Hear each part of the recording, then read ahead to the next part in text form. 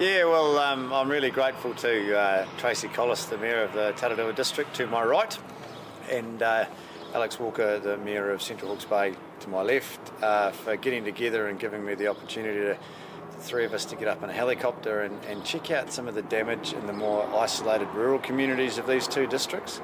Both districts are included in the state of national emergency, and I can see why. The impact out in the eastern communities is substantial, and there are many isolated and cut-off communities, but also the impact on many farms as well. So it's not just settlements, but it's also productive land that's taken a hammering in this event. Yeah, we saw bridges completely washed out. We saw roads that, well, they were roads. They're now massive holes. And we saw an area that was productive farmland would now, you'd be forgiven for mistaking it for a lake. There's massive issues that have been created as a result of the cyclone, and not only as Minister of Emergency Management but also Minister of Rural Communities, it was important that we were able to see the impact, and I can report back to other ministers and to Parliament next week about how this has impacted rural communities just as much as urban areas. 140 odd years ago they diverted the river, and now it's claimed its original path back, and as a result it now looks like people have built sheds in a riverbed. It's caused massive destruction to crops, to farm buildings. Many homes have been red stickered, and it's just the sort of stuff that if we didn't go up in the air and have a look, we would have missed, and wouldn't have got a sense of the level of destruction unless you see it from the air. Yeah, I was really encouraged with the progress that's being made in Wairoa. It was a community that we signalled publicly that was of concern to us because, of course, they were completely cut off. All the roads were damaged. There was no communication. There was no power.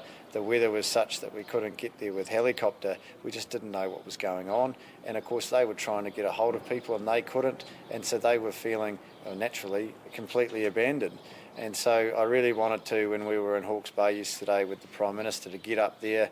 I took Roger Ball, the Acting Director of NEMA, as well.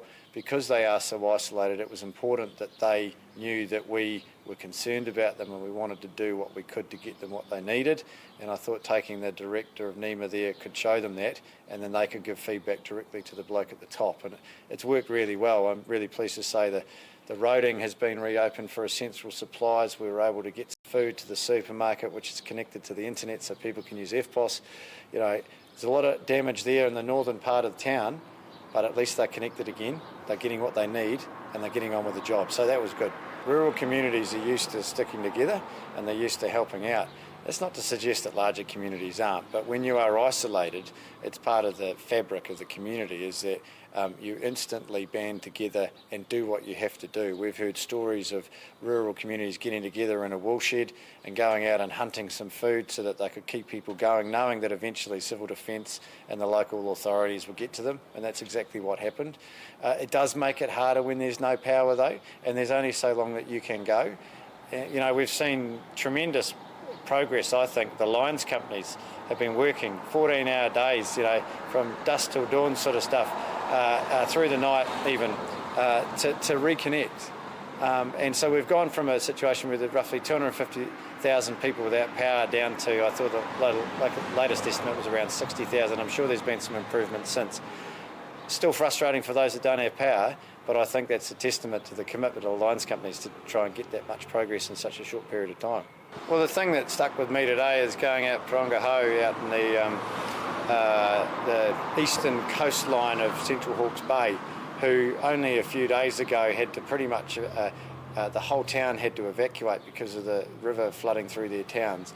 And then heading in and just seeing everyone banding together, cleaning their urupa, cleaning the marae, cleaning up properties around the whole town, a civil defence centre at the local rugby club that were giving people food if they needed it, that were finding them alternative accommodation.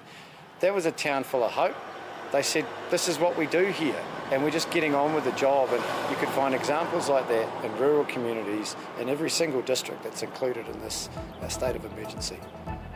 Thanks for checking out our YouTube channel to stay up to date with all the latest news from the New Zealand Herald.